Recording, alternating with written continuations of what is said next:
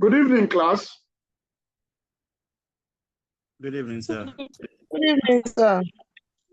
Good evening, sir. Can you see my screen? Yes, please. What are you seeing? Material resource management. All right. Thank you very much.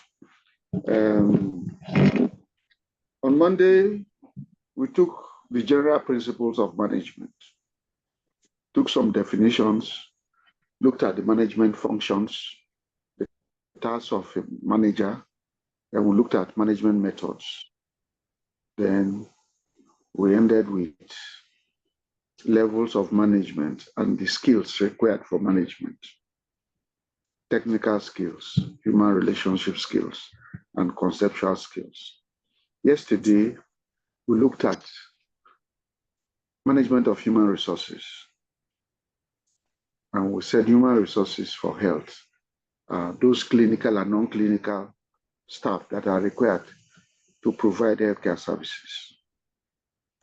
And we started by talking about the functions of human resource management. Then we talked about human resource planning. We talked about succession planning. We talked about recruitment and training.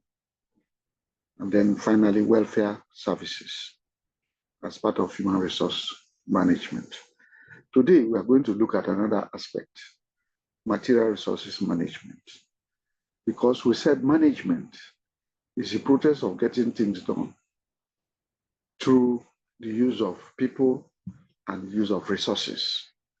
And these resources, we said, could be human resources, material resources, finance, and time. We have looked at human resource management. One of the things we looked at yesterday was job evaluation, which I forgot to tell you, right? So in the healthcare setting, we use materials. And these materials are hospital equipment, instruments to monitor patients, monitors, suction machines, anesthetic machines, theater lamps, beds, sphygmomanometer, thermometer, stethoscope, and so on and so forth. Then we also use drugs and medical consumables, laboratory reagents, X-ray films and chemicals, and so on and so forth. These are materials we use for running healthcare services. So we need to know how to manage these resources because we are in the managerial cadre. So today we want to look at material resources management. And if we finish and we still have enough time, this is a short lecture, we still have enough time, we'll look at another lecture, evaluation of health services and programs. We won't have time for financial resources management because they gave us only 6 days of 3 hours each. We just managed to get 2 days to complete it. You still have to listen to Professor Notai's lecture on health policy. All right, so let's look at the outline. Introduction and material resources. In management, anything we want to do, we need to plan. So we need to plan for material resources. Then, whether we are talking about drugs, we are talking about hospital equipment, the process of managing is the same. So we'll take drug management process as a case study. Then we look at sources of wastage in the drug management cycle, which will be the end of this lecture. So let's start. We have defined management severally. That is the art of getting things done through people, informal, organized groups. And the management requires resources, material, human, financial, and so on and so forth. And the material resource management, because we said health services management is the process of mobilizing and deploying health resources for the efficient provision of effective healthcare services. That was our definition of human health resource management. So today, we are looking at material resource management as the process of mobilizing and deploying material resources to support the efficient provision of effective healthcare services. And like I said earlier, there are two main types of materials in healthcare: drugs and other medical consumables, like dressings, injections, syringes and needles, laboratory reagents, and then X-ray films and chemicals, as the case may be. In the dental sector, they have material they use for casts. In the orthopedic, we have POP and other materials, and so on and so forth. Pins and nails and whatever. Then we also have equipment, hospital beds, and aesthetic machines, like I mentioned, suction machines, monitors, and so on and so forth. So whether they are drugs and other medical consumables or they are hospital equipment, their management is the same. Their management is the same. You need to determine what you want. You need to procure. You need to receive, store, and use. So, like we said, there is no management process that does not involve planning. So let us look at material resource planning. It's a method of planning and controlling inventory, production, and scheduling. In other words, in production organization, if you want materials, raw materials, which you are going to use to convert to goods and services, then you look at what you have in store, and then how much you are producing, converting those raw materials into goods and services based on the market demand. And then how is the production going, so that you know how much more you can order for. So it includes evaluating different business activities through the lens of the customer's demand. In other words, you want to produce what the customers will buy.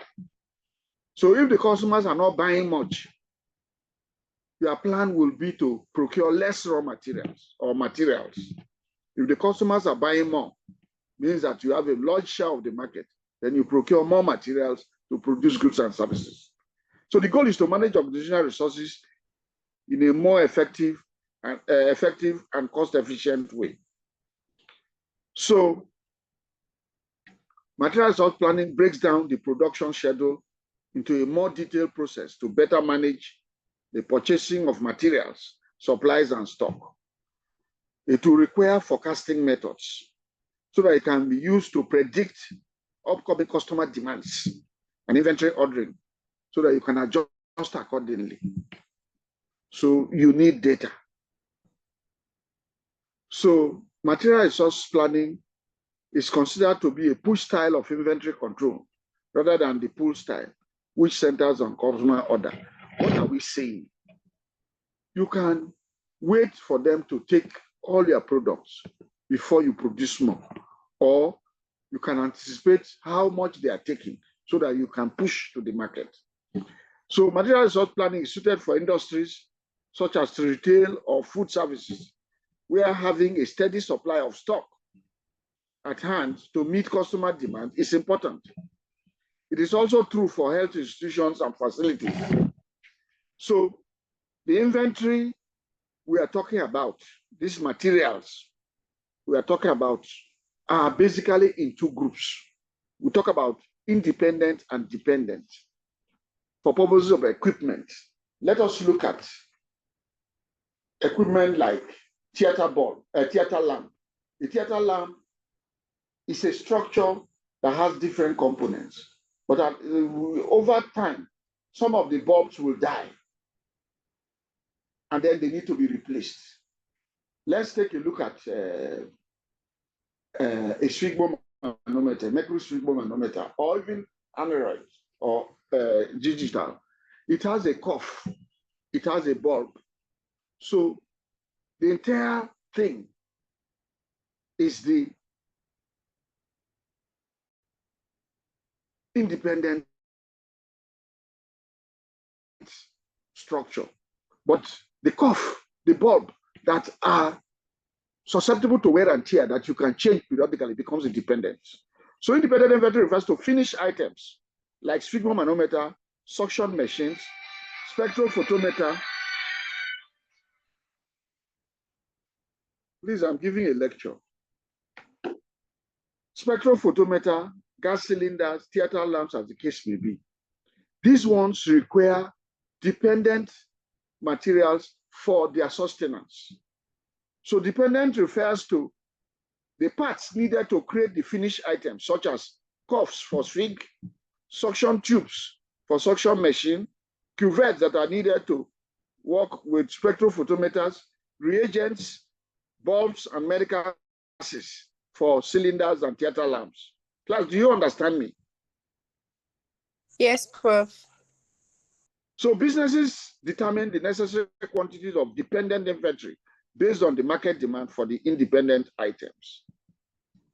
So what are the steps? In any planning process, we have steps. We have steps. So material resource planning, we also have steps. And what are the steps? It requires planning methods. Planning methods can be used for a variety of business activities, such as production setting and service settings.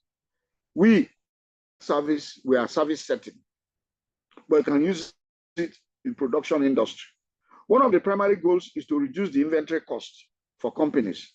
That covers both the stored cost of keeping supplies on site as well as purchasing cost by reducing overspending on supply. What do we mean?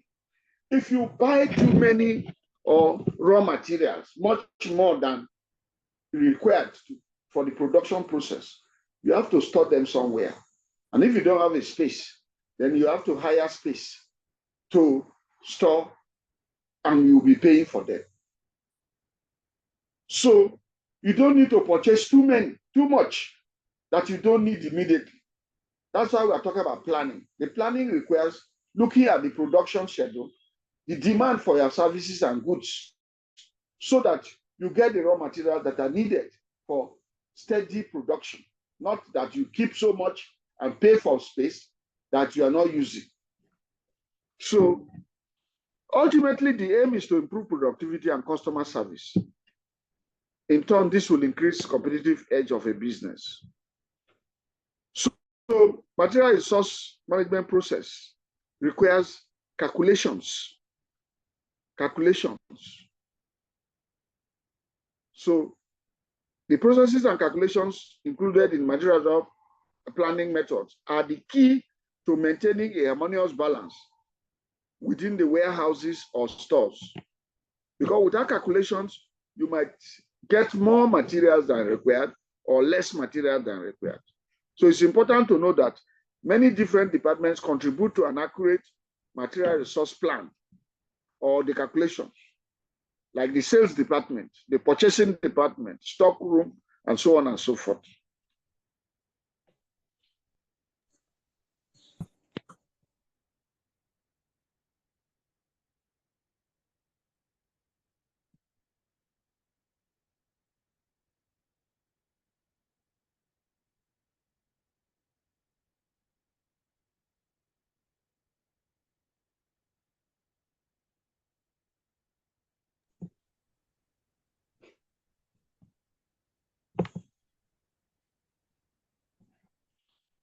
So there are generally 3 steps involved in material resource planning. The first one is to determine the quantity you need. And that quantity you need will determine on your production capacity and then the demand for your goods and services. So businesses should have an accurate knowledge of how much stock is already on site, how much has been reordered,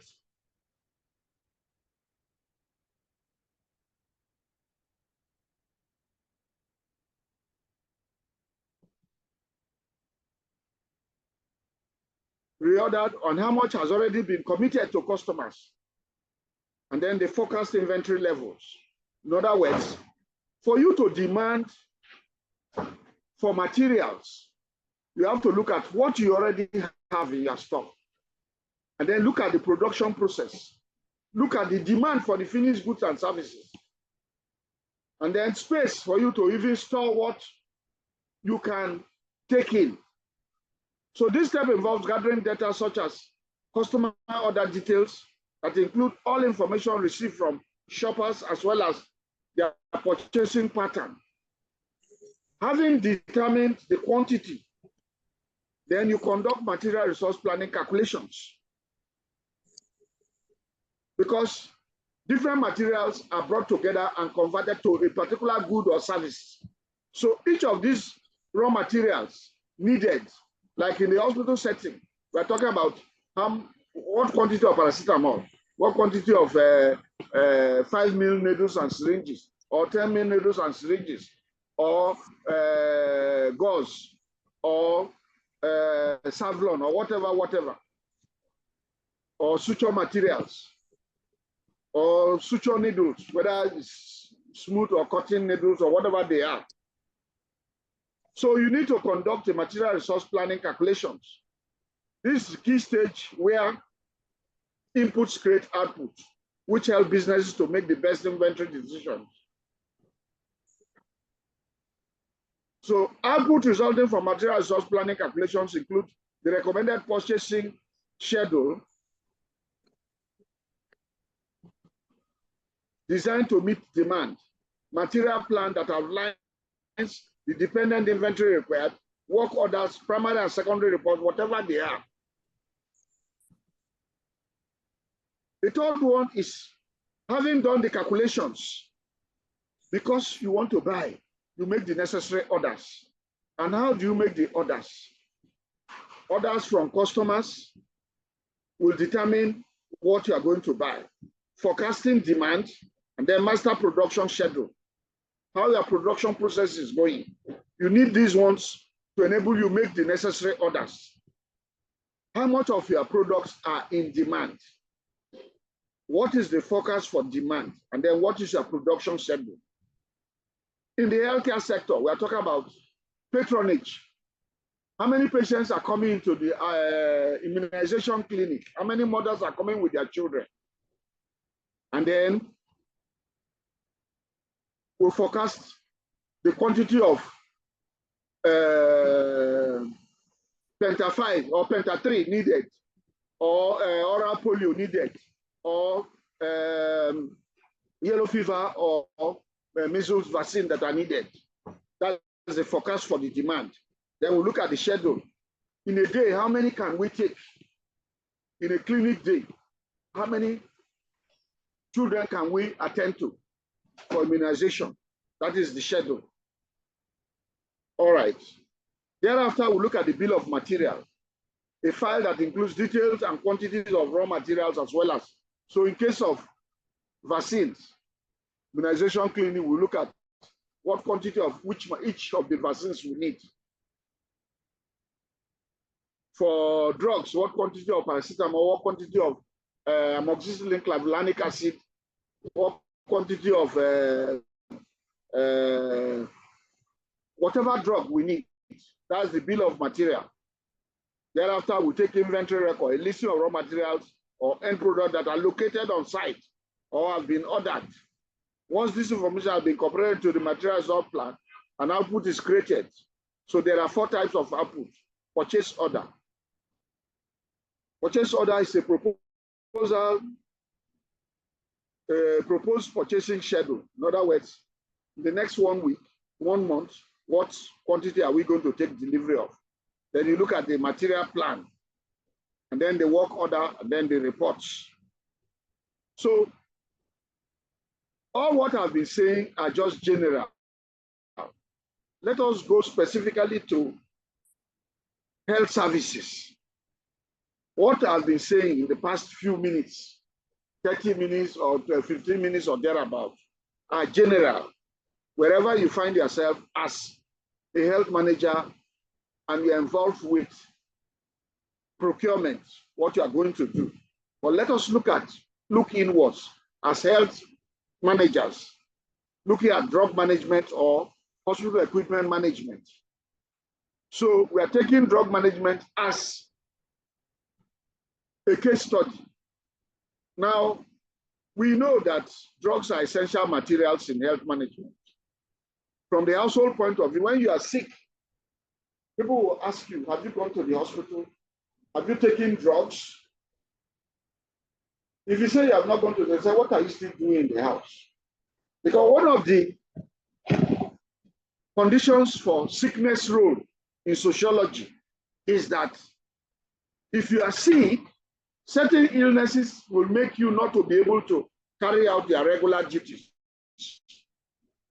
And that society expects that you should be relieved of those responsibilities. But in return, society expects certain things from you, that you should be ready to subject yourself to treatment. Subject yourself to treatment. Go to hospital and seek treatment. When they give you, you should take your medications. So they will ask you, have you gone to hospital? Have you taken drugs?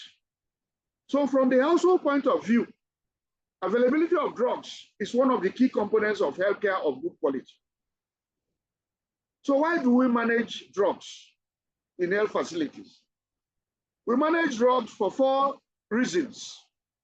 One, we want to ensure that whatever drugs that are required by patients, which should be of the highest quality, are available at all times at the best possible prices. That's the first objective.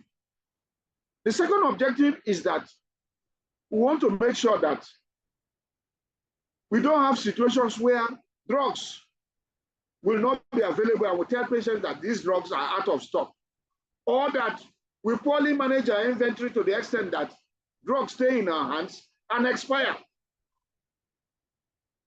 So we want to optimize inventory management, ensuring that drugs are always there and that they don't stay in our hands to expire. Class, are you listening to me? Yes, bro. Yes, sir. Yes, sir. Yes. The third objective is to ensure that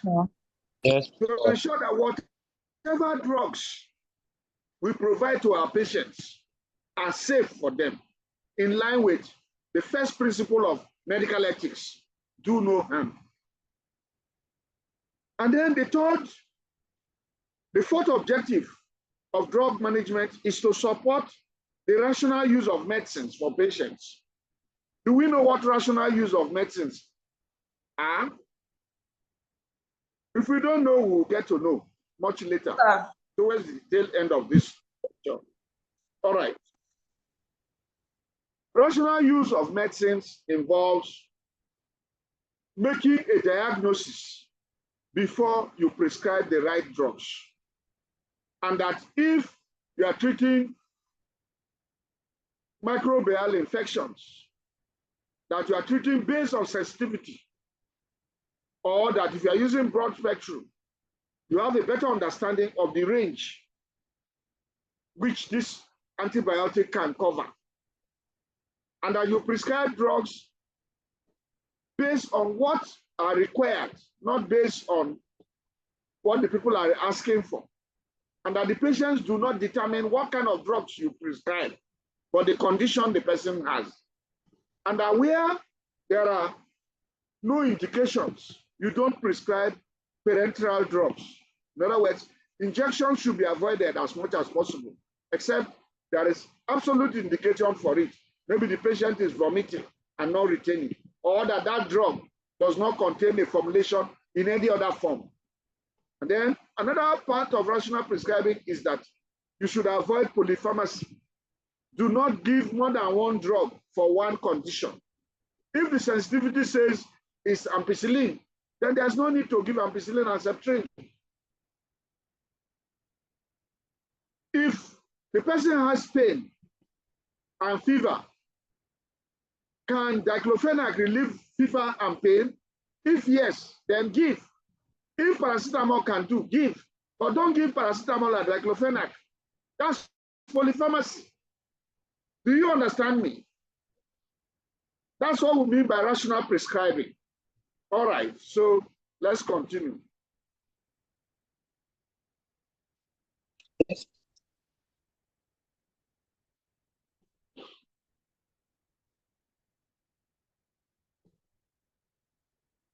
So let us look at the drug management process. We have looked at the objectives.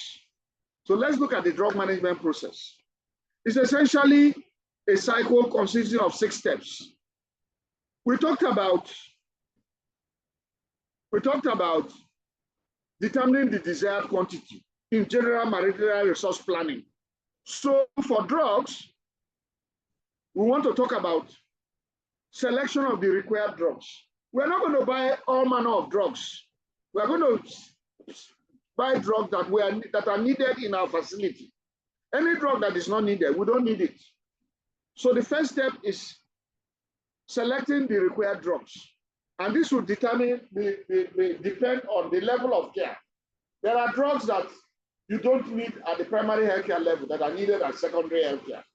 Drugs that you need at the tertiary care level that you don't need at the secondary level or primary level. But there are drugs that are required at all levels. So that is it. So the selection of required drugs depends on the level of care. And then those drugs are also to be drawn from the list of essential drugs. So thereafter, we have selected the drugs, we now quantify what quantity of each of these drugs are we going to take. And then we'll cost them, financing of the drug purchase. Do we have the money to buy? This quantity we have decided. And then if we have the money, how are we going to procure them? And then when we procure, how do we store and distribute them? And then finally, how are these drugs utilized in the health facility? Class, are you following me? Yes, sir. Yes, sir. Yes, sir. So this is the drug management cycle. Step 1, selection of the required drugs. Step 2, quantification. Step 3, financing of the purchase. Then the procurement process, storage and distribution, and then utilization. So let's see these steps one by one. Step 1, selection of the required drugs. I said it naturally depends on the level of care. Are we at the primary, secondary, or tertiary level? The level of care determines the disease profile, the pattern of disease seen at that level. So the concept of essential drugs come to play. WHO has defined essential drugs as simply those drugs that satisfy the healthcare needs of majority of the population and the prevailing health conditions. So at every level, we have a list of essential medicines at every level, primary, secondary, and tertiary. Essential drugs are selected with due regards to public health relevance, evidence of their efficacy and safety, and comparative cost effectiveness. In other words, we should look for those drugs that are effective, but are also cheap. At the primary care level, the essential drugs are mainly those for diarrhea, malaria, respiratory tract infections, accidents, and so on and so forth. So for you to operate the essential drug concept, it will require an essential drug list. In choosing the drugs, you have an overriding principle, which is that these drugs must be effective and also cheap relatively. So now the concept requires that they are available within the context of a functioning healthcare system at all times, in adequate quantity and in appropriate dosage forms. And also be sure that their quality is assured, because we are talking about the objectives. The objectives, these ones are the ones we are now talking in this paragraph there. They are intended to be available in the context of functioning health system at all times, in adequate amount, appropriate dosage forms, with assured quality and adequate information, at a price that individuals and community can afford to pay if they are not free. All right. So that is step 1. We have selected the drugs. Selection is one. We need to quantify. Because if you say you are going to the market to buy groceries or provisions for the home use, if you are talking about sugar, you have to quantify how many packets of sugar. If it's salt, what quantity? If it's vegetable oil, if it's tomato, and so on. So if you have made up the list, you have to quantify it. So quantification is required because you cannot buy when you don't know what quantity you are going to buy. So there are two options to determine the quantity required. Option one, using the consumption pattern of that particular drug or those drugs within the healthcare facility. In other words, from the records, last year, first quarter, first month, second quarter, second month, third quarter, third month, third week, what quantity of this drug did we dispense? What quantity of paracetamol? What quantity of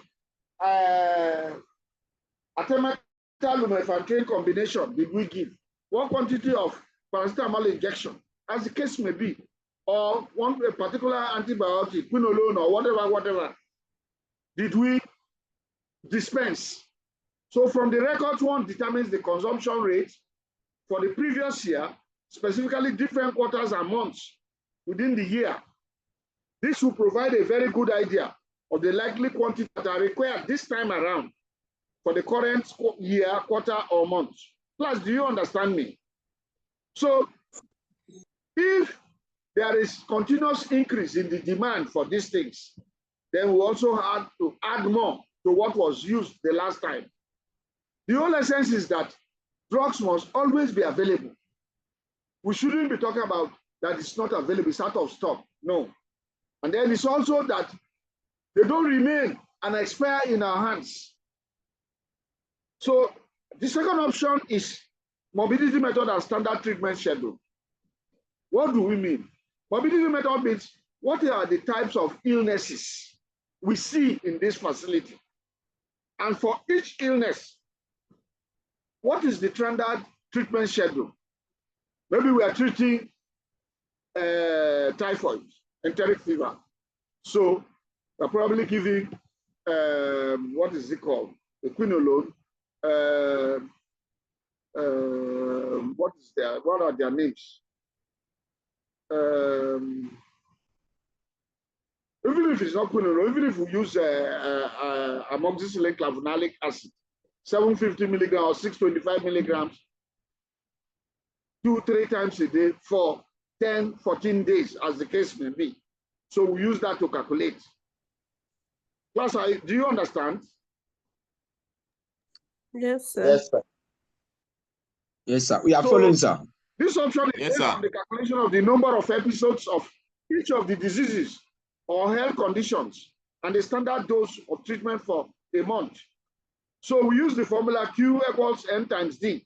Q means the required quantity, N means number of cases, and then D means standard dose per case. So we can use that one. If you are treating malaria, what is the required standard dose for artemisinin combination drug for an adult or for a child, as the case may be? And then we now look, how many of such cases do we have per week, per day, per month? And then we use that to calculate the quantity we think we need to buy. Are you there? Yes, sir. So if we are treating enteric fever, we say, okay, let us use ciprofloxacin. Ciprofloxacin is 500 milligrams for an adult. So 500 milligrams twice a day. For how many days? 10, 14 days. For 14 days for one patient. And then how many of such cases do we have? So we calculate like that. All right. So having selected the required drugs, determine the quantity, the next one is, how do we get money to buy these drugs? We might have money already, but if we don't have, what are the sources of money in a health facility to buy the drugs? So financing of drug purchase starts with reconciliation of the required drugs and available finances. Do we have enough money? If we have, then that's not a problem. Where the amount available is not sufficient to procure the required drugs, then there might be need to source for funds. What are the likely sources of funds? Drug revolving fund. This fund is key to the drug revolving scheme. which was the main element of the Mamako initiative of 1987. I was intended to make essential drugs available in health facilities. So it starts with either a seed fund or a seed stock. Seed fund means they give you a lump sum of money. You go and buy the drugs. Seed stock means they give you drugs already procured, and then you sell at a higher, slightly higher price so that you take the money to go and buy more drugs. You can also have grants. Like when I was director of Ignacio Sajuru University Health Services, the university management gave me a grant of about 600,000. We used 500,000 to buy drugs, 100,000 to buy laboratory reagents. That's how we started. Then we worked and then collected money like that. You can also ask advances and capitations. For those who are running insurance scheme,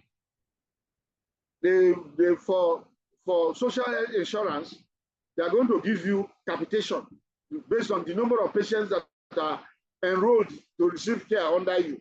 So you can use part of that too. You can also take loans. For communities, you can have donations from well-to-do people so that you use that money to buy your drugs. Or you can task yourselves within the community that every adult should pay so that we can buy drugs and stock our community health center. So contribution from stakeholders. These are ways that you can raise money. Class, do you understand?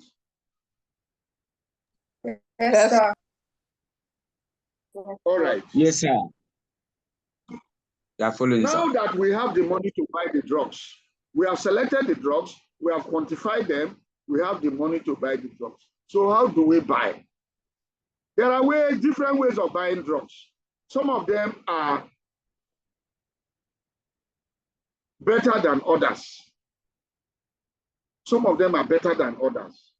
Some ways of purchase could make the drugs costlier than what they should be. So there are various options for procurement of drugs.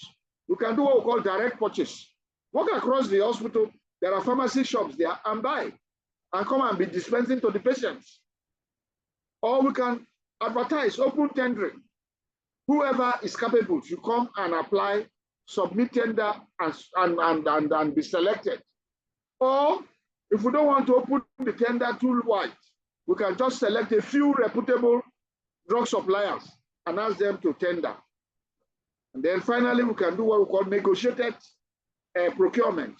We select one or two people and negotiate directly with them and say, look, I want you to give me a price for these items so that we negotiate. No, you're giving me too high, reduce the price. When we agree, then we buy. So let us take each of these options one by one. Direct purchase involves buying directly from a pharmaceutical store. It's not an economical method, as the drug will usually be procured at the counter rate or a little less. So when do we apply this method? Maybe we have an emergency in the facility. A particular item is not available. We have no choice but to buy it. That is it. Maybe we have a woman in preeclampsia and we need sodium, whatever sulfate or whatever. We just run across to buy. Or we don't have the diazepam injection. We just run across to buy and give to her to abort the fix. Do you understand me, class? Yes, Yes, sir. sir. Yes, sir. Yes, sir. So the method is usually employed where there are out-of-stock items that are urgently required in the health facility.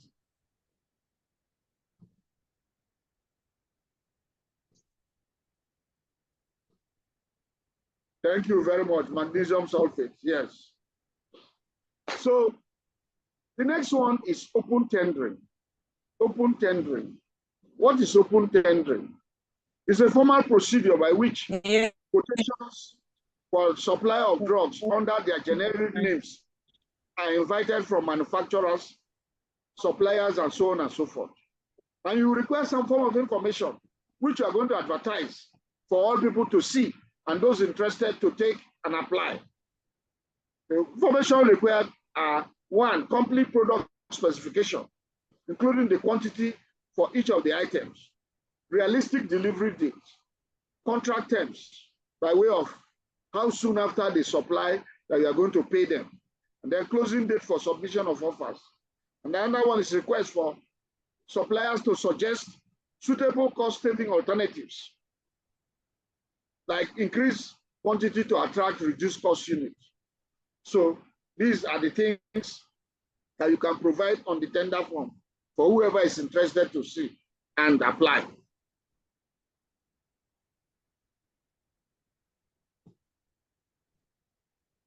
The other one is selective tendering. By selective tendering, we mean that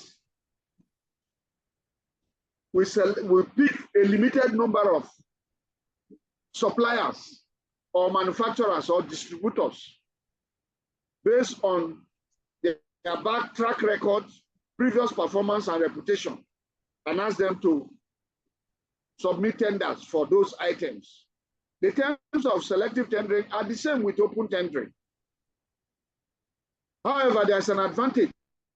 When you do open tendering, 100 companies might apply, 50 companies might apply.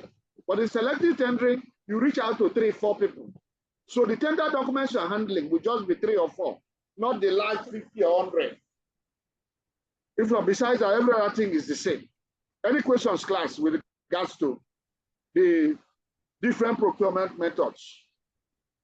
Direct purchase, open tendering, selective tendering, and then the last one is negotiated procurement, which I've said that you call 1 or 2 people and negotiate directly with them so that you can cut all the time needed for all the tender process. It is a quicker process. Any questions, class?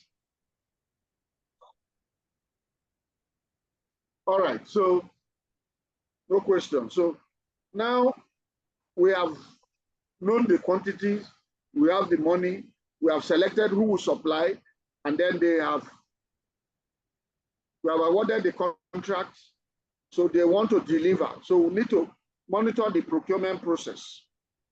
So as part of the procurement process, after the bidding and tendering, when suppliers are eventually selected and the drugs are delivered, we need to check certain things, whether the quantity and the quality they have brought in are what we asked for. The dosage formulation, which we specify, is that what they brought? We look at the expiry dates or shelf life, and then manufacturer specifications on storage conditions. Somebody raised hand. Who is that person? Somebody raised hand. It was me, sir. Yes, Yes, let it me was hear you. me. Yeah, thank you very much, Professor. My question is this concerning the procurement now.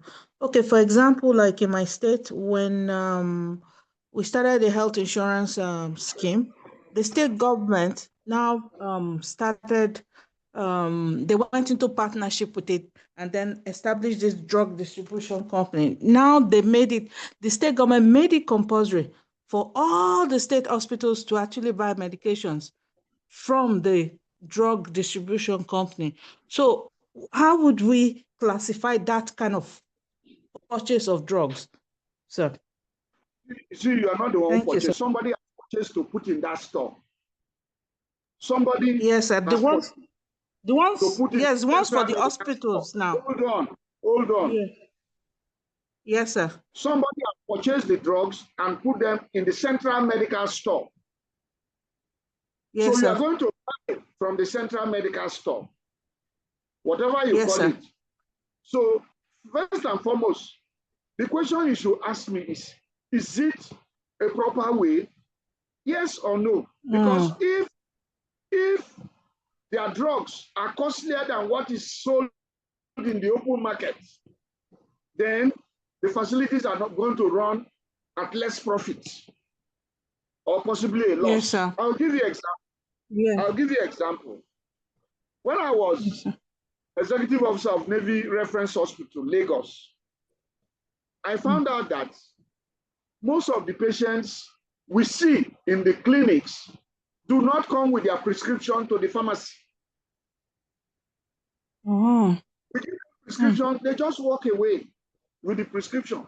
Go to Agboju to buy in a public pharmacy, Mami Market, there are patent medicine stores, Road 1 chemist, they go and buy there. So in my master's program, my research was on quality of care in that hospital. And one of the things I found adverse was cost of drugs. That the cost of our drugs was higher in the hospital than at the outside the commercial outlets. So the question is, why should our drugs be costlier when our salaries are not paid based on what quantity of drugs we sell? And we are not paying taxes to anybody. So my research found out that our drugs were costlier. So I now ask the pharmacist, please tell me, how do you procure your drugs? He said that they have contractors that give to them. Who are these contractors? They are not pharmaceutical companies. They are not distributors. They are like me and him, our wives, our brothers and sisters. So they supply to us at any rate they determine. We cannot determine how much we want to buy. They determine how much they want to sell. By the time we procure from them and fix prices, they become unattractive. So we are seeing the patients, other people are making the money. So if what your state is doing makes your drugs costlier than the outside, you only have these insurance people to pay. Those who are paying out of pocket will not come. They will take the prescriptions and go away. Do you understand me? Yes, sir. Yes, sir. But if the drugs procured by the government are cheaper, fine. It saves you problem. You can put any markup and sell to your patients. Yeah. Yes, sir. You have a question? I'll ask you a question. Okay. Prof, thank you very much. My question is on the open tendering information that we are meant to send out for the open tenders. The last one there was requirements for cost-saving alternatives. I didn't quite get that. Are we meant to? Hold on, don't bother yourself. Don't bother yourself. I'll tell you. Are you married? Okay. Yes, sir.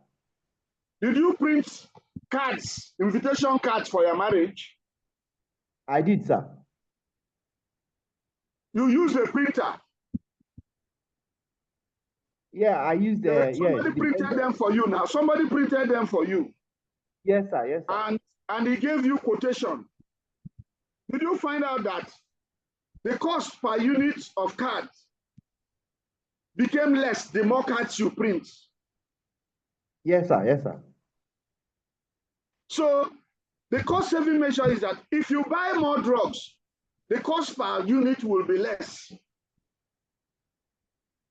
Have I answered your question? Yes, sir. Yes, no. Sir. No. So what we are saying is, if the supplier can say, look, if you buy paracetamol 1 tin, it is 2,000 naira up to the first 10 tins. But if you buy between 11 and 20 tins, it will be 1,900 naira per tin. If you buy 30 to 40 tins, it will be 1,800 naira per tin. Do you understand? Yes, I get it now. Thank you, sir. All right.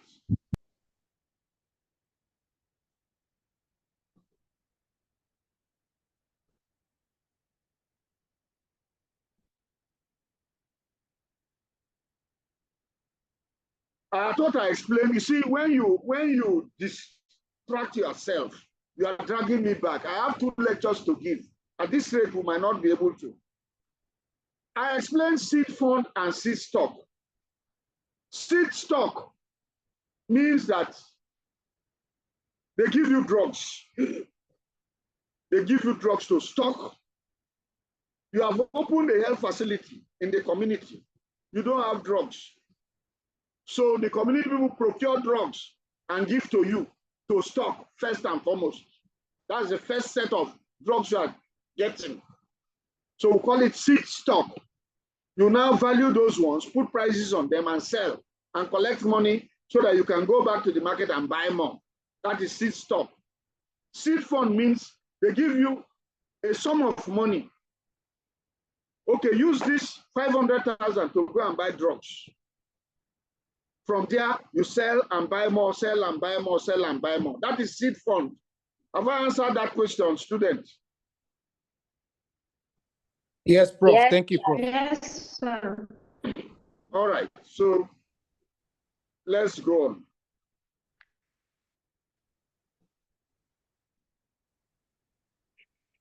All right. So if you have collected, once they have supplied the drugs to you, after checking those things, you have to put them in storage. And storage is very important because drugs require different temperatures and environment for storage. Some drugs are to be stored in freezers, refrigerated at certain temperatures, like vaccines and so on and so forth. Others are to be put on shelves, free from sunlight, direct sunlight, and so on and so forth. So storage is very important. Drugs should be stored under ideal conditions, particularly those that are specified by the manufacturers. And these drugs should be arranged in shelves and ensure that there is good ventilation and that they are protected from moisture. Though we know that some of the drugs inside the containers, they have desiccants to absorb moisture. But you shouldn't put drugs in a humid place such that they can now absorb water from the environment. So protect from moisture and also direct sunlight. Some drugs like insulin and vaccines, they need refrigeration to preserve their potency. And even within for vaccines, you are not expected to freeze them because even when you put them in the freezer, ice line or whatever, they are not to touch the freezing part. So proper inventory management procedure is important. That is, you have taken the drugs. Each item must be entered into a document, a ledger. Schedule of all stocks with the use of bin cards, which are checked regularly. And you do that to ensure that you don't have overstocks and that you avoid shortages. So that is it. Now, when you have them, yes, Priya, what is your question? Please. I don't have Yeah, thank time. you. Yeah, thank you, Prof. I just want to get a clarity. Can we store both insulin and vaccines together in the same refrigerator? Because we'll be having these conflicting issues. It depends. It depends. If you see, when you put them in the same place, it means that they need the same temperature. If insulin does not need to be in a freezer, then you won't put it. If those vaccines need minus something degrees Celsius, you can't put it inside freezer. Because freezer means that the environment should freeze, should go below room temperature or freezing temperature. Do you understand me? So if insulin requires to be stored at minus something, then you put it there. Because those ice liners, they have regulators that you use to set the temperature so that it will be suitable for the vaccines. Have I answered you? Yes, sir. Yes, sir. Thank you, Prof. Sir. So monitoring drug stock. After the procurement, we have taken them into charge. We issue store receipt vouchers that we have received these drugs. We record the quantities on drug stock ledger. And then when they want to take them, like that lady who asked question, you go to the Central Medical Store, you fill a drug requisition voucher, and then they will approve before the drugs are issued to you. And then they will update their ledger immediately after the drugs are issued. And where the system is computerized, you can do all that inside your computer. Any questions, class? All right. So what are the advantages of monitoring drug stock? We said we don't want drugs to be out of stock. We don't want drugs to stay in our hands and expire. So monitoring the drug stock will help us to know when there is need to replenish our stock. And it also enables us to determine drug use against patient treatment. And then if there are discrepancies, the ledger says we have issued out 5 items out of the 20. So on the shelf, we should have 15. But right now on the shelf, we are having only 13, meaning that 2 items are missing. So it assists in detecting changes in drug use pattern. So these are the advantages. Any questions? All right, so let us look at the distribution pattern. In the distribution pattern, when the drugs come in, we use 2 methods of distribution. The A and B management system, and then the first in and first out system. What do we mean by A and B? The procurement system is time consuming. And therefore, from the time you start till the drugs are delivered, it will take you 1 month, 2 months, as the case may be. Therefore, you don't want a situation where drugs will completely get finished before you start your replenishment process. So if you divide the stock into 2 and start to use 1, by the time 1 is finished, you know that it has taken us 1 month to finish this one. So in the next 1 month, the remaining one will finish if we start to use it. So let us start the procurement process so that by the time these drugs are near finished, new inventory will come in. That is the A and B management. You divide the stock into 2, A and B, and put 1 into use. And then when A is 50% depleted, you start the procurement process so that by the time A is almost finished, you have commenced it, and then you don't have cases of out of stock. Class, do you understand me? Yes, sir. Second one is first in and first out. First in and first out is important so that drugs will not stay in your hands and expire. These days, people who procure drugs do all manner of sharp practices. If you want to buy drugs, this is October 2025. If I want to buy drugs, I should buy drugs that will expire in 2027 and above, not drugs that will expire in 2026. So you should have drugs that will have a long shelf life. But sometimes we have drugs that will expire in July 2026. And then we go to procure drugs that will expire in February 2026. The new ones have a shorter shelf life than the older ones. It means that something is not right with our procurement process. So in that case, to be on the safe side, we now say first expire, first out. First expire, first out, instead of first in, first out. Because we went to procure drugs that will expire before the ones we have in inventory. So we are changing the teaching. Class, do you understand me? Yes, sir. Yes, sir. So we should buy drugs that have a long shelf life. And when they come in, old ones are there, new ones come in, you should send out the old ones first before you go to dispense the new ones. That is it. That's the first in and first out. All right. Any questions?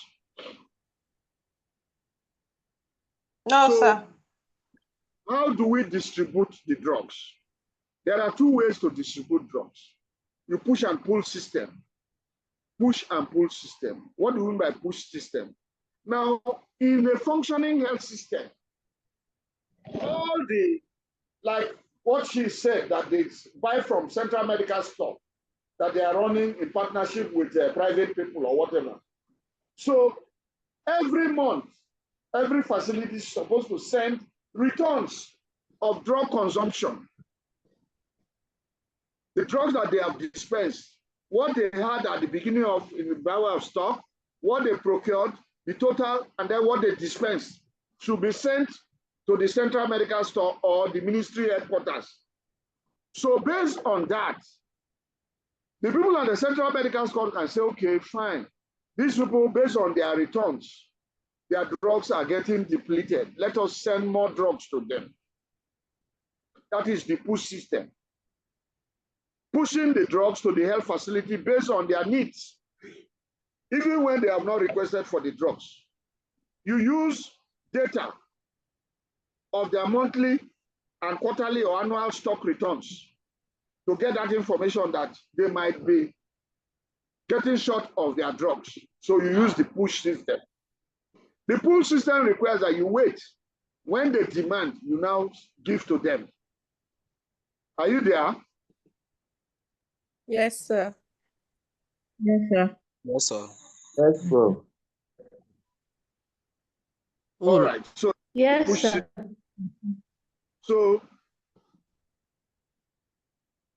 So at the facility, the sixth step is the use of the drug at the health facility.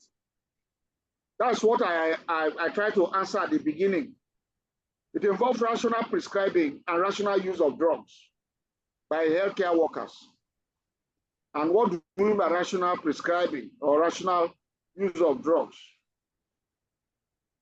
It involves good prescribing practices. It demands that a proper diagnosis is made before deciding on which drugs to prescribe.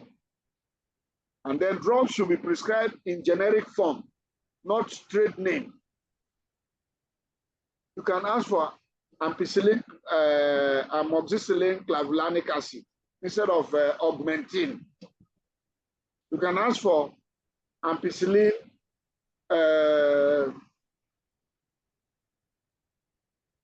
cloxacillin instead of saying you want ampiclox. So use generic names to do your prescription. And then use parenteral drugs only when they are absolutely indicated. Patients will come say, I want injection. Have you taken injection? It is not the patient that should decide. It is you, the clinician, that should decide what form of drug to give. And then lastly, you avoid polypharmacy, which I've said. You don't give paracetamol and diclofenac at the same time. Or give two antibiotics. One is indicated, the other one is not indicated. That's polypharmacy. If sensitivity says two antibiotics are equally sensitive, choose only one. Why do you choose two? If you say two antibiotics, then which of these two is cheaper? That is cost effectiveness. All of them have 3 pluses of sensitivity. So why are you taking the two? Take one. All right. Any questions, class? No, sir. All right. So let's go to the last bit of this lecture. What are the sources of wastage in the drug management process? If we do not manage the drug process well, any of these steps can cause wastage. If we select drugs that are not needed, then they will stay and expire in our hands. So selection process is important. Quantification is another one. If we quantify more drugs than what we need, they will stay in our hands and expire. And then if the procurement process is inefficient, as it was with my health facility years back, where the suppliers were determining the price, and that we, the buyers, had no choice but to buy at whatever rate. So the procurement process was inefficient. Therefore, patients were avoiding our pharmacy. Then storage and distribution. Improper storage could make the drugs lose their potency, particularly those that are temperature sensitive. And then the distribution process, you give more drugs than they need. I remember that when I was in service, before we started the drug recovery scheme in the military, drugs will be procured and put there. Once drugs come, everybody knows that there are drugs. The nurses will come and say, Dr. Abeg, prescribe antibiotic for my mother, anti-hematinic for this.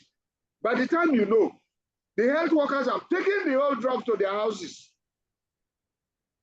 And then patients will go, they say it's not available. We have used prescription to pull the drugs out of the system. That is the thing. People who are not sick will say, please, my grandmother, my uncle, my this, my that, that was it. Then irrational prescribing is another problem. Like I described, polypharmacy, parenteral drugs when oral drugs can work. You prescribe a course of antibiotic when sensitivity result has not come out. And by the time sensitivity result comes, that one is not the preferred drug. You abandon it and go and take another one. So that's irrational prescribing. The last one is poor compliance by patients. You have to give them proper drug counseling. Tell them the desired effects, the likely undesirable effects, and how to cope with them. And that drugs are prescribed in courses. That this treatment is 3 days, even if you get better. This treatment is 1 week. This treatment is 2 weeks. Even if you get better, you must take to completion. Without drug counseling, by the time they get better, they stop. And the drugs will remain there. What will that cause? Drug resistance. Somebody will have a similar problem. It's okay. They give me one medicine, oh, the last time I never fuse and finish. Take, and that kind of thing. That's poor drug counseling. Any questions, class? If there's no question, we have ended this lecture. We'll take 5 minutes leg stretch and then take another lecture.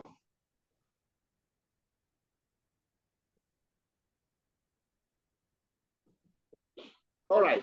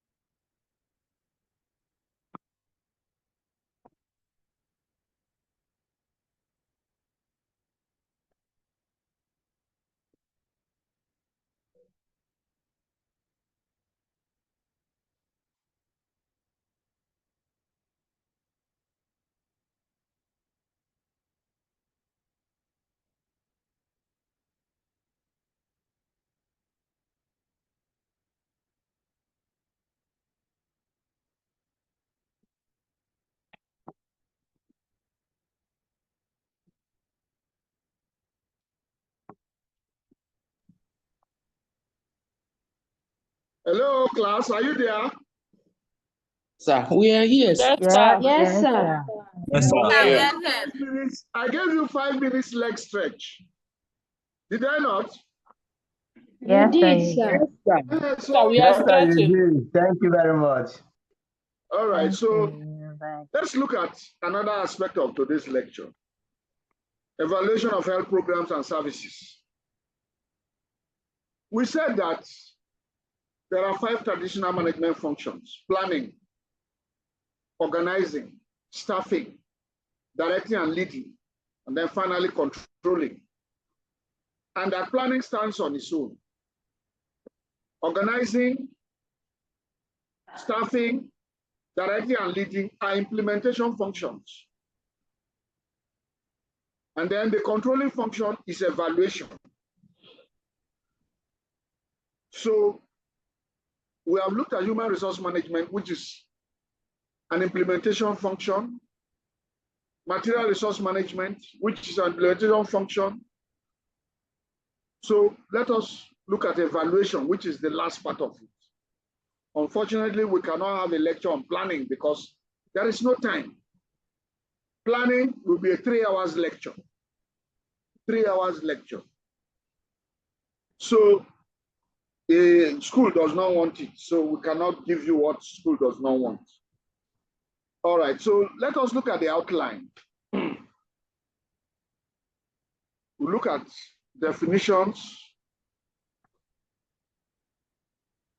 What does evaluation mean? And then we look at why we conduct evaluation. Then we look at different models of evaluation. And then we look at the types of evaluation. And then the process of evaluation. In other words, the steps involved in evaluation. And then look at aspects of health services that require evaluation. Like if there's an outbreak of disease, like mpox, and we go and investigate and control, at the end of the day, we are likely to carry out an evaluation of the entire process. Or if we say we are going to give second dose measles vaccine as an outreach program in every community, we are going to have input, process, and outcome. At the end, we can evaluate how successful the program had been, because we are going to set targets for ourselves based on the population we have in mind. And then lastly, we'll look at how to conduct evaluation. So let's start by going through the definitions.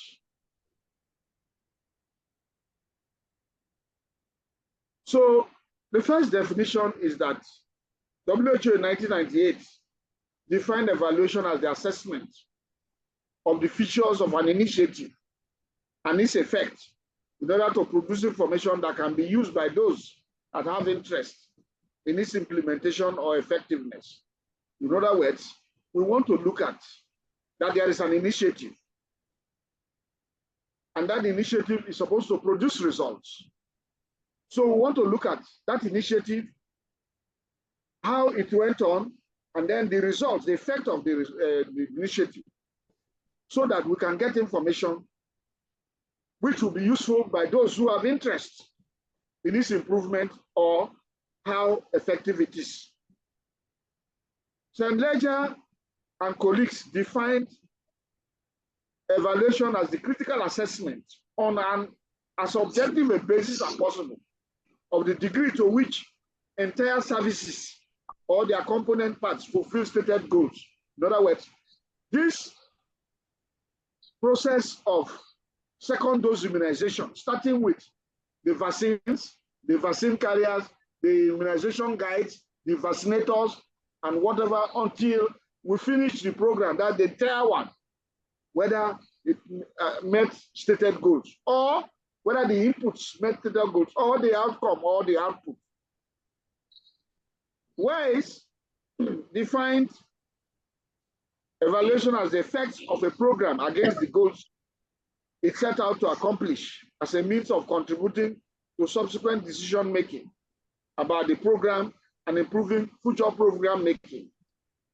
Tones similarly define it as the extent to which certain goals have been achieved. In other words, you have set goals and you have put machinery to implement that program or service to see how much of those goals you have achieved. So from these definitions, we can say that evaluation can be undertaken for a set of activities, and these activities have previously been planned. So you cannot evaluate something that you did not plan. You cannot evaluate something that you did not conduct. So previously planned and executed activities are the ones you are going to evaluate. So it's a systematic way of learning from the experience. That is what we have done in the past, and using those lessons to improve current activities and promote better planning.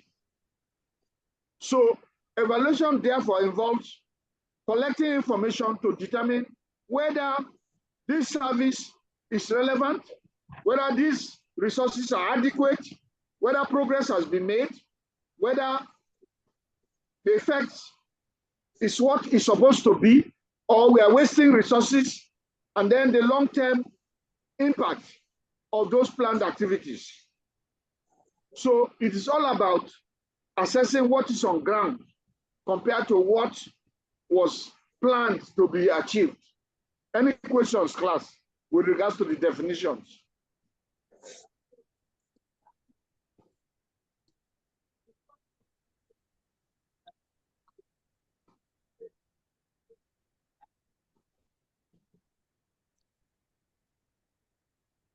So why do we undertake evaluation?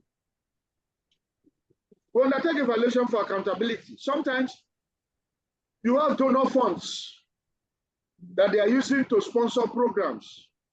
At the end of the day, you should account to the owners, the people who gave you the money, the people who gave you the resources. So we evaluate for accountability. We evaluate to learn whether mistakes were made with the previous events or programs. We evaluate for program management and development. And then we also evaluate for ethical obligations. For ethical obligations. So these are 4 general purposes of evaluation.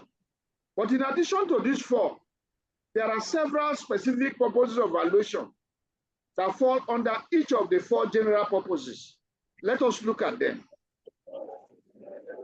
Evaluation allows evidence decision making that will lead to improvement in health programs and services. So if we evaluate, it can give us information on how to do things better. Evaluation will enable us to identify workable and affordable interventions in the provision of services for healthcare needs of communities. It facilitates detection of whether the benefits of health promotion activities are equitably distributed and reach those most in need. If we don't evaluate when there is flood in some communities, relief materials are brought in. We need to evaluate whether these relief materials reach those people it's intended to.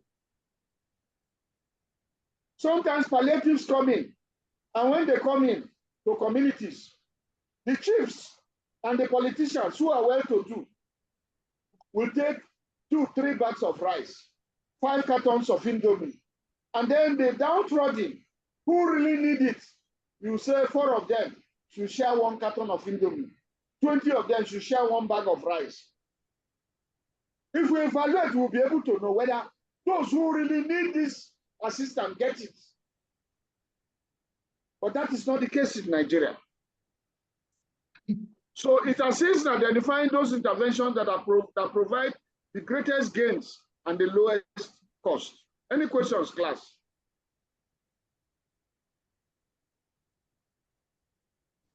It serves as a guide for allocation of resources for current and future programs.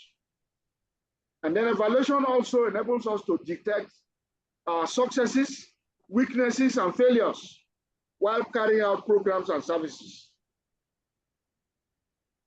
And it also enables us careful assessment and critical appraisal of those activities that will lead to drawing conclusions and assist improving actions that we're going to take in future.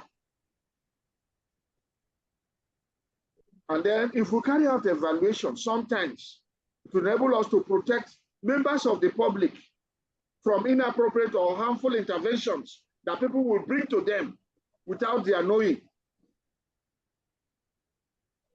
And then evaluation also helps us in assisting us for planning for healthcare programs and services.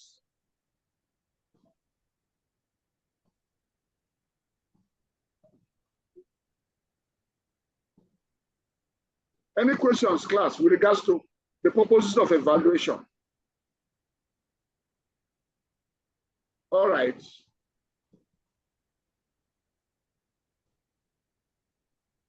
Let us look at some models or approaches to evaluation.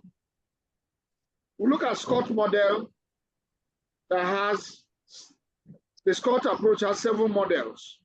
Then we look at donor obedience model. The Scott approach has 7 models where each model has a focus. The first model is goal-oriented model evaluation. We're evaluating to determine whether the set goals have been achieved. And what is the focus? We look at effectiveness. In other words, is this drug working well?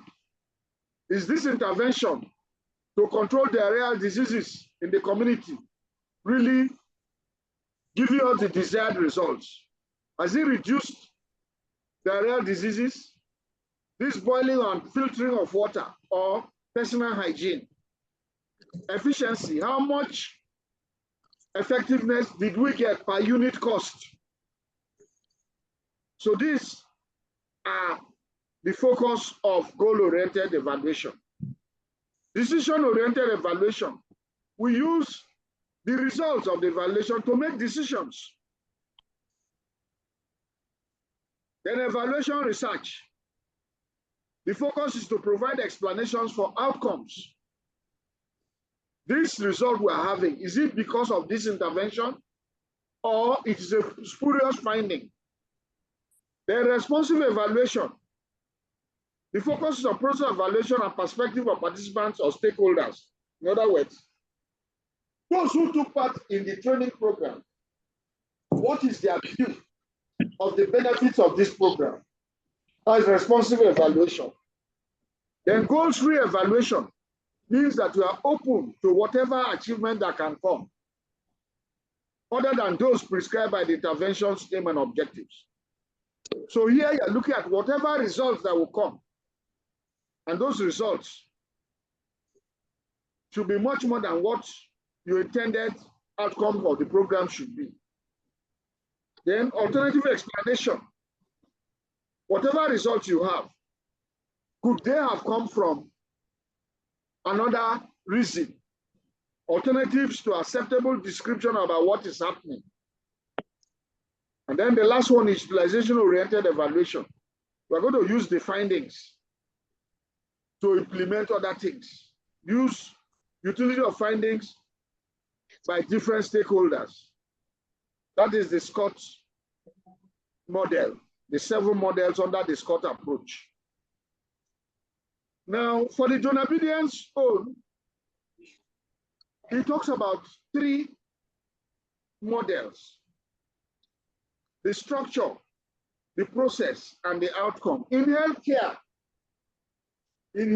services, if we want to evaluate healthcare services, the quality of healthcare services, we use mainly donor obedience model, which is structure put in place for health services to be provided. What do we mean by structure? The hospital building, the equipment, the manpower. That is the structure. Lighting, water supply, and so on and so forth. What about the process? The process is talking about what is done in giving and receiving care. As a patient, you need healthcare service. What do you do to receive care? You carry yourself to the health facility, and then they register you. Then what is done in giving you care? They take history, they run tests, and then they examine you, and then they make prescription, and so on and so forth. That is the process. Then the outcome are the end results. So the Namibian structure looks at the attributes of the setting in which care occurs. So the attributes of material resources like the facility, equipment, and money, human resources, number and qualification of personnel, and then of the organizational structure, such as medical staff organization, method of peer review, and method of reimbursement. That covers structure. Process is what is actually done, giving and receiving care. It includes patients' activities in seeking care and carrying it out, as well as the practitioner's activities in making a diagnosis and recommending and implementing treatment, problems of recognition, interpersonal skills, bed occupancy, referral patterns, prescribing practices, admission procedures. Those are processes. Outcome, end results, measurable benefits that are experienced by those utilizing the health services. How much mortality rate did it reduce? How much survival rate did it improve? How much disability did it reduce? So these are the things. Effectiveness of activity or change in health status, morbidity, mortality, complication rate, quality of life. Any questions, class?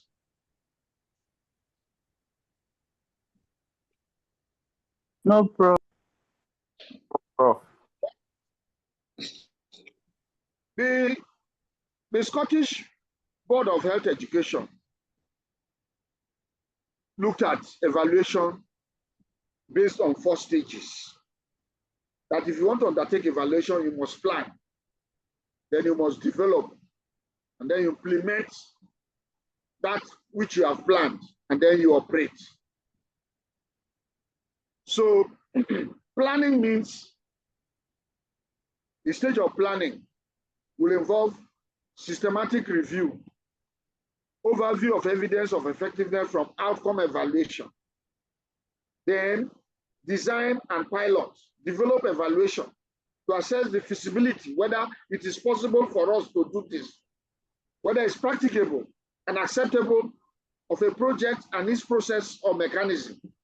We want to test the potential effectiveness of a new way of doing things. Implementation has 3 stages: early startup implementation phase, and then when you have established the implementation, and then full operational. Monitor and review progress in achieving certain milestones as agreed in the standard. When we get to the process of evaluation, you get those, understand those ones better. Then impact evaluation. We want to look at short-term effectiveness of a project in terms of its reach and its immediate impact. And then outcome, which is long-term effectiveness of the project. And then at the final stage, dissemination, transfer evaluation, to determine whether you can replicate the project mechanisms or processes and outcomes somewhere else.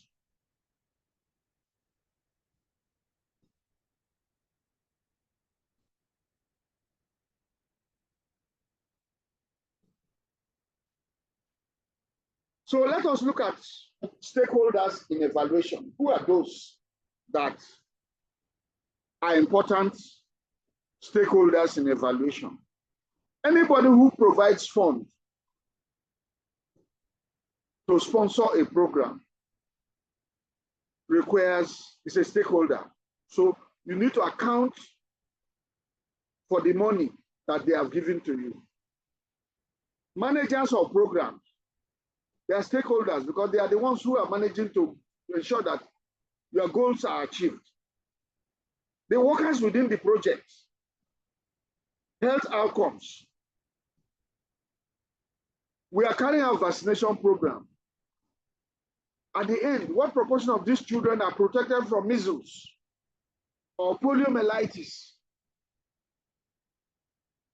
Because they cannot be carrying out immunization, yet children are still coming with these diseases. Other practitioners working in similar fields are also stakeholders because they will copy from what you are getting to implement their own. The target population addressing their own perceived needs. Policymakers, the results will be useful for them to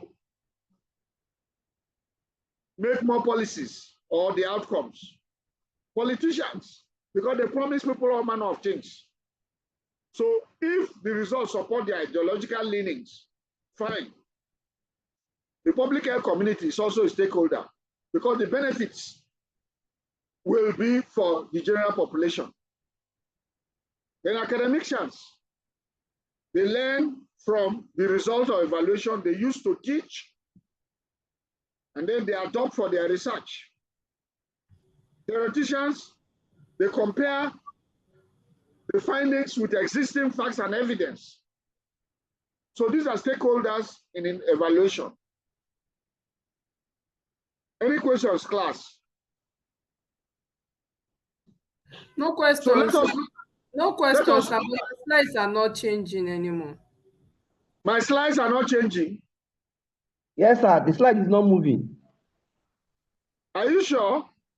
Yes, sir. We didn't see the stakeholders that you just listed now. Yes, sir. You didn't see No. this slide? Yes, sir. This is the only slide that's been on for a You're while. not seeing the stakeholder slide? No, sir, we can't see Yes, sir. No, sir. I've seen the And HEDS let me stop framework. sharing. No, sir, we have not seen it.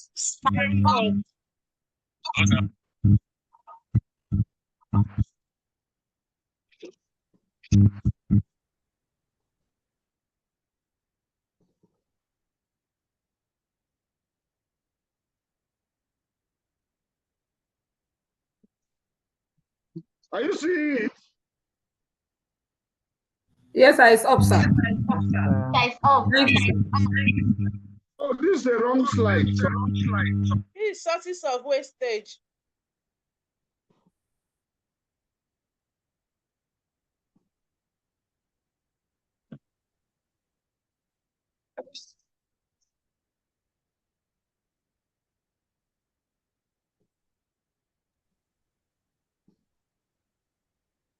Is here. no. Is up, sir. It's here to slide show. You can see it. Yes, sir. Yes, All sir. right. Yes, sir. So let us look at types of evaluation. You see, every operation has phases. There is the formative stage, the summative stage, or any program. When you are starting, at the end of it, at the middle of it, as the case may be.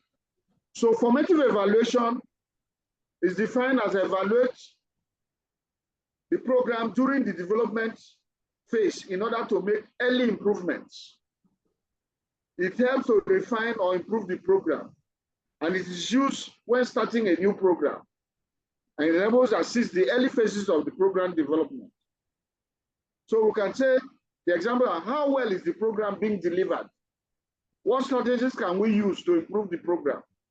Summative means at the end of it, putting all together, sum up. So it provides information on early program effectiveness conducted after the completion of the program. It helps to decide whether to continue or end the program. It helps to determine whether the program should be expanded to other locations. Should this program be continued? Should the program continue to be funded? Should we expand these services to all other schools within the community? These are questions like with regard to summative evaluation. Then process. We said process in donor obedience model is what is done in seeking and giving care. So process determines if specific program strategies were implemented as planned, focuses on program implementation to determine why an established program has changed over time, to address inefficiencies in program delivery or service, to accurately portray to outside parties program operations. For example, whether they can also replicate in their locations. We ask, did the program meet the goals for recruiting program participants? Did participants receive the specified number of service hours? Then outcome, that's results. It focuses on changes in comprehension, attitude, behavior, and practices. Can include both short and long-term results. So uses to decide whether program activities affected participants' outcome, to establish and measure clear benefits of the program. And then the example, did the participant report desired change after completing the program cycle? Maybe we have given a training on behavioral change communication for purpose of controlling HIV transmission. So after that, do they now understand why there is need to use condom for casual sex? What are the short and long-term results observed among? Since after then, have they started using condoms for casual sex? Have they started using EMF when they go to noisy place to protect them against noise-induced hearing loss? So these are examples of outcome evaluation. Then impacts, that is long-term effects, focus of long-term sustained changes. Influence, it's used to influence policy, to see the impact in longitudinal studies. What changes in program participant behavior are attributable to this? What effects? We are talking about control of diarrheal diseases in the community. After that, 6 months after, 1 year after, what is the diarrheal disease prevalence or incidence? If it has dropped, continue to drop significantly, it means that it has a long-term effect, that the people are still practicing those personal hygiene and the environmental sanitation measures. Any questions, class? No, All right, sir. so let us look at some special types of evaluation. One is management audit. Management audit. It's a special type of evaluation. It's all about reviewing management activities. Management audit is a tool that health managers use to evaluate their success, weakness, and failures so that they can improve on future actions. So the audit here focuses on all aspects of health service delivery, not just clinical, the food, the environment, and so on and so forth. That's management audit. What about clinical audit? Clinical audit is about the services we render to our patients, clinical services, how we care for them. So it's a systematic and clinical analysis of the quality of patient care.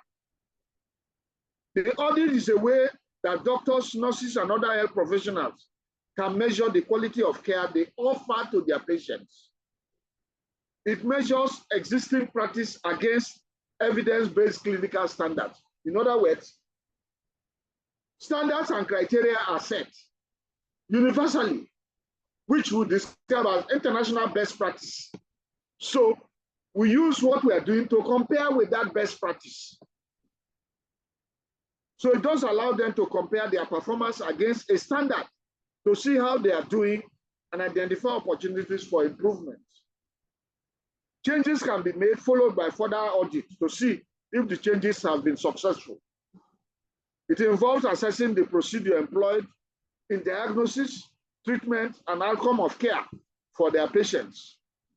So the clinical audit process seeks to identify areas where we can improve our services and then develop and carry out plans of action so that we can make necessary changes in the services we provide to ensure that the patients get the best results. So clinical audits is undertaken to safeguard the quality of clinical care. It is undertaken to improve resource allocation, to enhance clinical decision-making, quality assurance in patient, and enhance medical education. Any questions, class, with regard to clinical audit? No, Prof. The last here is medical audit.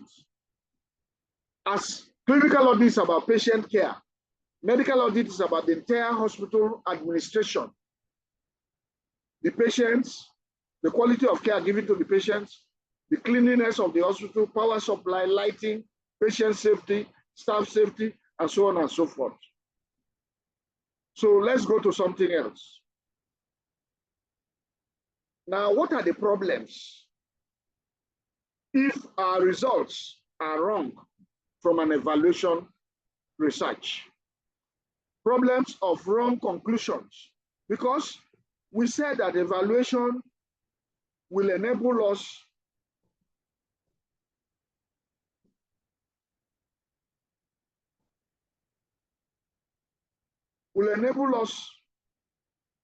make decisions, will enable us explain our results, evaluation research, providing explanation for outcomes, improve decision making, giving alternative accepted descriptions about what is happening. So in course of doing this, we can come into making mistakes, and those mistakes are called errors. So if we draw conclusions from evaluation research, we could face serious problems where the conclusions are not based on sound evidence and judgment. And there are several common problems which are considered errors, since the attendant results or conclusions are deviations from the reality. The first one is type 1 error. The wrong conclusion that an intervention has achieved significant change when it has actually failed to do so. Because we're talking about evaluation of programs and services. Services and programs could be interventions. Like I talk about provision of relief materials for people who are affected by flooding, or the provision of palliatives during COVID-19. So if the people who receive the palliatives are not those who really need them, we will think that we have given some relief to the people. So that would be a wrong conclusion, that the intervention has achieved significant change when it actually failed to do so. Because those who gave the relief are the ones who do not need it. The people who need it, the poor and the wretched, it didn't get to them. You give one bag of rice to 20 poor and wretched, and give 3 bags of rice to a politician or the chief of the community. As the thing reached the people, now we'll go and report that we have given to them, and they are so happy. We now interview 1 or 2 who will sing our praises, and we'll put it on the media. Type 2 error. Wrong conclusion that the intervention has failed to achieve significant effect when actually it has achieved. Type 3, judging that an intervention has failed when the design of that intervention was so poor that it could not have achieved the desired effect. In other words, your methodology was wrong, and therefore you cannot get the result you want. Type 4, conducting an evaluation of a program that no one cares about and is irrelevant to decision makers, whether it achieved or it didn't achieve. Nobody bothers. So nobody's going to use it. And then finally, type 5 rather, intervention is shown to have statistically significant effect, but in practical terms, that effect is so small as to have no value. Any questions, class?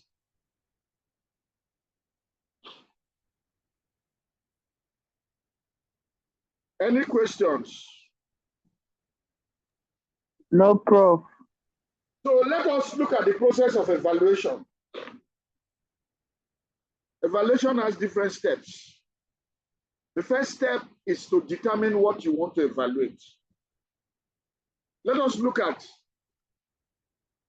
an immunization program. Do we want to evaluate the input? In other words, the vaccines, the vaccine carriers, the immunization guides, the vaccinators?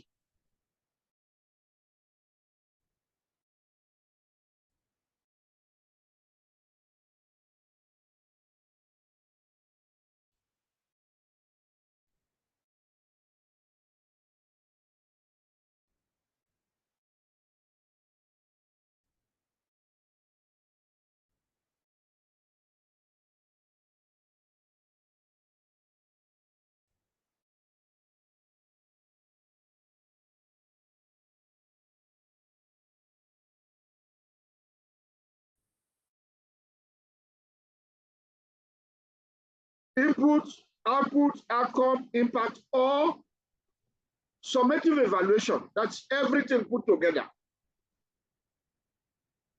So input, we'll talk about resources, the process, the activities, treatment, engagement purposively, or outcome, or output rather, immediate results. Outcome are all those possible results that come from preventive or therapeutic actions. Then the impact, that's long-term, in terms of reduction in morbidity and mortality. So that is the first stage. Determine what we want to evaluate. Is it aspects of the program or the entire program? Then the second step is to establish standards and criteria. Because if I say, go and look for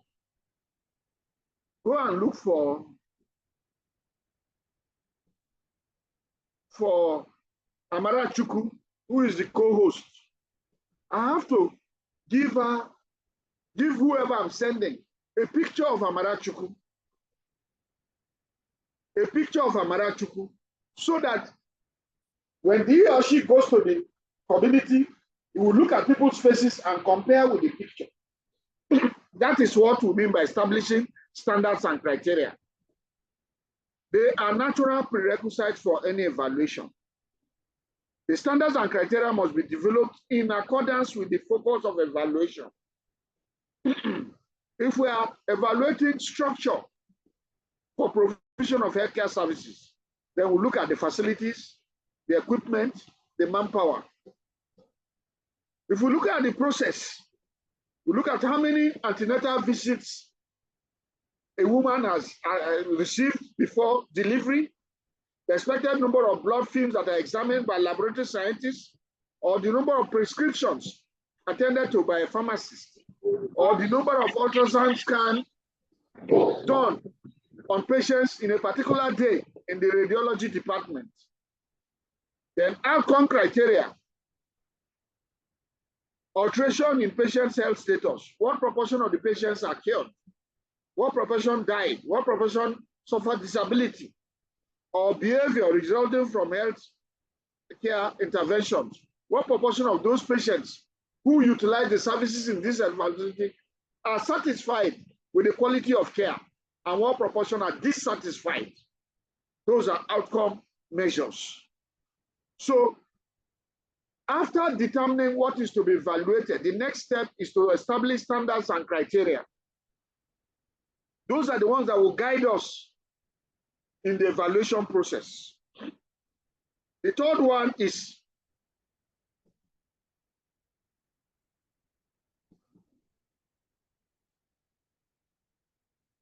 plan the methodology. What method are we going to use for this evaluation? Are we going to use observation? Are we going to use collect samples and analyze? Are we going to give questionnaire? Whatever methodology we are going to use, we have to determine. It involves how to undertake the evaluation. A format in keeping with the purpose of it must be prepared for gathering the desired information. After planning the methodology, you have to select indicators. Indicators, by definition, are variables that are used to measure change. So if we are carrying out immunization, second dose measles vaccination in a community or a local government, we probably have a target population of 1,000 children. And we have said that out of these 1,000 children, in 2 weeks, we are going to immunize 80% of them. That's 800 of them. So what are the indicators? The number of children immunized. What are the indicators? The vaccines that we are giving, number of doses of vaccines that we are giving. So you select indicators that will enable you to know whether you have changed your position from where you are to where you want to be. Like I said, indicators by definition are variables that are used to measure change. Indicators to show what is to be achieved must be identified and selected. For example, availability of adequate funds as an output indicator, or the number of antenatal visits, or the number of doses of vaccines, number of vaccinators, number of vaccine carriers, and so on and so forth. So the selection of indicators enables the measurement of what is available or provided for comparison with what the set standard is. Any questions, class? That's step 4. The next step is to observe performance and gather information, step 5. Having determined the methodology, selected indicators, we now go to the field, observe performance, collect data, analyze the data, and now compare that data with step 2, which is the established standards and criteria. Class, are you following me? Yes, sir. Yes, Prof. Analyze the data and compare the results with the standards and criteria set as step 2. And if they agree, fine, then we have achieved our aim. If they don't agree, it means that that intervention had some shortcomings. The results are thereafter compared with the set standards. This is to determine whether the intended objectives were achieved, and if not achieved, what could be done on the observed performance. Was it that the vaccines were not enough, or that the vaccinators were not enough, or that the vaccination guides did not even know where these under 5 children are, their houses, and they were just carrying us moving from one community to the other? Because the vaccinators might not know where these children are, but community members who have vaccination guides should lead them to the houses where these children are. And if at the end we didn't have, that means that something did not go right. Did we not have enough vaccines? Did we not have enough vaccinators? Did we not have the vaccination guides? Don't they know the places? Those are the things. So based on our findings, we give a feedback that, look, we did not achieve our goals. We were supposed to vaccinate minimum of 80%. Now we have 65. What went wrong? Vaccines were insufficient. So feedback involves the provision of information on the achievements or shortcomings of the entire process or part of it to those who planned or provided the services or implemented the program. It is the communication that occurs among all parties to the evaluation. Obtaining feedback can be encouraged by holding periodic discussions during each step in the evaluation process. So step 8 means we need corrections. We didn't have enough vaccines. So can we give more vaccines so that they can go and vaccinate the rest? And after that, we can now reevaluate. No, the vaccines are enough. The people don't know. Let us get community members who know the houses where these children are so that they can show us the houses. Then we go and immunize them. Thereafter, we come and reevaluate, which is the last step. Class, do you understand? Very well, sir. Yes, sir. Any question? Yes, sir. Any question? All right. So what are those aspects of a health service that will require evaluation? Sometimes the services we provide to people are not needed. They are not needed, but we are providing service. So they will be wasted. So relevance is one aspect. Is this service relevant? To determine the relevance of the program or service, whether the program meets the needs of the people. If the people do not need water and you go and give them water, it will be wasted. If the people are predominantly elderly people in the community, the young ones are in the city, and you go and establish a school, who will attend it? Nobody. If you go and provide a maternity in a community with elderly people, no young men, no woman will be pregnant now. They are all menopausal and andropausal people. So it's not relevant. Do you understand me, class? So the next one is adequacy. Are the provisions for that program enough? This health facility, do we have enough manpower? Now, because patients are complaining that when they come by 8 o'clock, they don't go till 5. Is it that the workers are fewer than? It enables the assessment of the inputs into the program to determine if they were adequate or not. We go to the lab and give blood samples. The results are not out for 1 week. Do they have enough equipment? Do they have enough manpower? That is the adequacy issue. The next one is accessibility. Do community members have access to this service that you are providing for them? Access is measured in different ways. Can be geographic access. In other words, the facility or service located close to where the people live, or they have to travel far to get it. Is there cultural access? In other words, are there barriers with regards to cultural, that you cited this thing in the last born's community when the first son is the head, and therefore they said they're not going there. Like in River State, we have 2 communities, Bidere and Kedere. They are always at loggerhead. In Kwara State, there are 2 communities, Share and Sharagi, one Yoruba, one Nupe. They used to be at loggerhead. I don't know whether that's so. If you put one in one place, people will not go to the other place. What about financial access? Are you charging fees that they cannot pay? And so on and so forth. Or architectural access. You have put the antenatal clinic on the first floor. There is no ramp. The lift is not working. Or the delivery room. A woman in labor, how can she get there? She can't get there. A heavily pregnant cannot climb the staircase. So you are denying her of architectural access. Or somebody on a wheelchair.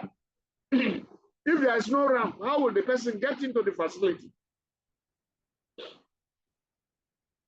Another thing is acceptability. This service is acceptable to the people. In our setting, most men will not accept vasectomy as a family planning measure. Most women will also not accept tubal ligation as a contraceptive method. So if you are providing these services, they will ignore you. Even if I don't want to begin again, make my tubes stay there. Let my difference be there. Let them not go and tie and cut it. Another aspect is progress. How much progress is this program going according to schedule? We can also do that. Compare what is on ground with what is expected. Most of the programs, construction program, they will tell that they will finish in 12 months, in 2 years, in 18 months. So they have programmed it that at this rate, they will cover this per hour, per day, per month, as the case may be. So you go and measure progress. Are they at kilometer 17? If it is 1 kilometer per month, this is 17th month. So progress. Any question, class? We can also evaluate effectiveness. Have we achieved the intended results? And then efficiency. Efficiency is a measure of effectiveness per unit cost. Did we waste the resources to achieve a unit of effectiveness? And then lastly, impact. What is the long-term effect of this program on the community, on the children, as the case may be? Any questions, class?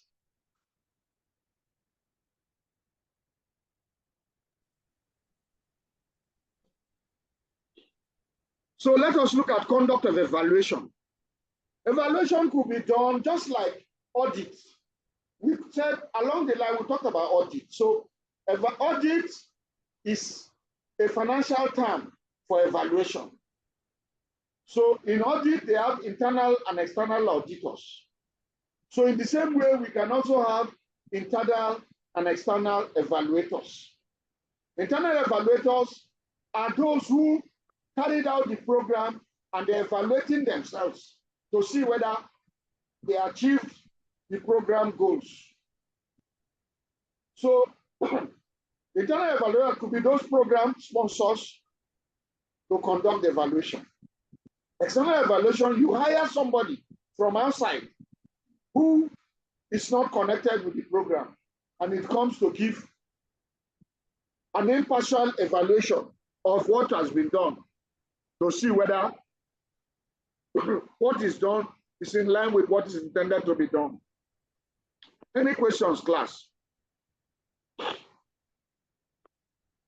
All right, so let us look at the characteristics of the two. Internal and external evaluators have advantages and disadvantages. For the internal evaluator, he is known. The advantage is that he is known to the organization, and therefore, the operations are known to him. He understands, or he or she understands and can interpret behavior and attitude of members of the organization. And the person may possess important informal information about the program or service within the organization because it's part and parcel of them. Because it's part of them, it does not pose a threat or anxiety to the workers within the system. And then the person can more easily accept and promote the use of evaluation results. Because it's from within, it does not cost much and does not require time-consuming search for an evaluator, recruitment, and negotiations. And the use of internal evaluator helps to strengthen the national evaluation capabilities of that country or that organization. What about the disadvantages? That evaluator may lack objectivity and thus reduce credibility of their findings. He doesn't know what he's talking about. Tend to accept the position of the organization because you are part of them and you probably do not have that knowledge and skill enough for this extent of evaluation work. Your results might lack objectivity, and therefore your findings might not be credible. And then another disadvantage is that you might tend to accept the position of the organization. We say we don't have money to procure this new machine, and you are still pressing. So yes, I know they don't have. So let me not put this one in the report. It's usually too busy to participate because you are a staff there. Your regular duties are there, plus this added work. And then you are part of the authority structure and may therefore be constrained by organizational role conflict. You cannot say something that is negative to the organization because you are part of them. Another thing is that you may not be sufficiently knowledgeable or experienced to conduct the evaluation. And then you might not be an expert too. These are the advantages of the internal evaluator. Let us look at the external one. So when they say auditors are coming, if the auditors in the university system, if they are internal auditors, you are not going to worry. But if Federal Ministry of Education or Finance is sending auditors, you are going to be jittery because they are going to come and find faults. Even when there is no fault, they will generate faults so that you are going to grease their palm. So maybe more objective and find it easier to formulate recommendations, may be free from organizational bias, may offer new perspectives and additional insight, may have better evaluation skills and expertise, and may be able to dedicate self because he has left his location to come to that place. So he cannot have divided attention and can serve as an arbitrator or facilitator between parties if there are disputes, and can bring the organization into contact with additional technical resources that they might not have. What about the disadvantages? May not know the organization, its policies and procedures, as well as the personalities involved. Then you may be ignorant of certain constraints that the organization is going through. So that when you make recommendations, you will know whether they are not feasible, they are feasible to implement. And you may not, the person may not be familiar with the local political, cultural, or economic environment, and therefore talk from just an academic or professional point of view. May tend to produce overtly theoretical evaluation results if the evaluator comes from a purely academic institution. And then because you're an external evaluator, you may arouse unnecessary anxiety amongst the people. Is he going to find fault in what we are doing? And you are going to pay because it's an external, so relatively costlier. And then the recruitment process will require more time for contact, negotiation, orientation, and monitoring. Class, any questions?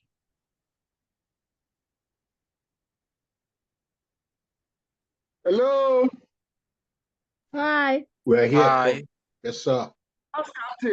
Class captain, please send an email address so that I can send the few lectures I've given to you. So if there is no other question, we have come to the end of this lecture. Thank you so much, sir. Thank you, sir. Sure. Thank you. Thank you, sir. Thank you, sir. Thank you, sir. Thank you. Thank you, sir. Good night. Thank you, sir. Thank you, sir.